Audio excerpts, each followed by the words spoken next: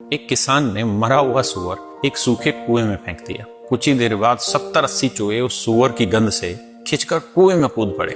उनके लिए वो आसान खाना था, उन्होंने मिलकर उस सूअर को खा लिया। लेकिन असली समस्या तभी शुरू हुई जब खाने के बाद उन्होंने बाहर निकलने की कोशिश की। तब उन्हें समझ आया कि कुएं में अब वो फंस चुके थे। दिन बीतते गए, खाना खत्म हो गया और भूख बढ़ती गई। कुछ ही दिनों में वो कुआं नर्क बन गया। जिंदा रहने के लिए चूहों ने एक दूसरे को मारना शुरू कर दिया और फिर एक दूसरे को खाने लगे। धीरे धीरे सब खत्म हो गए। आधे महीने बाद उस कुएं में सिर्फ एक चूहा बचा था जिसकी आंखें खून की तरह लाल हो चुकी थी। तभी किसान वापस आया। उसने कुएं में एक रस्सी डाली और उस आखिरी चूहे को बाहर निकालकर खेत में छोड़ दिया। अब सवाल ये है कि क्या किसान को उस चूहे पर दया आ गई थी? असल में वो चूहा बदल चुका था, अपनी ही जाति को खाने का आदी हो चुका था। इसलिए वो अब अनाज नहीं खाता था। वो खेत में जाते ही पागलों की तरह चूहों को शिकार बनाने लगा। और यही है असली खेल। इसे कहते हैं डिवाइड ट्रैप, जहाँ ऊपर बैठे लोग खुद कभी नहीं लड़ते, बस ऐसा माहौल बना देते हैं जहाँ नीचे वाले लोग आपस में लड़कर एक दूसरे को खत्म कर देते हैं। और सच ये है, बहुत से लोग पूरी जिंदगी दूसरों को हराने में लगा देते हैं, लेकिन उन्हें कभी समझ नहीं आता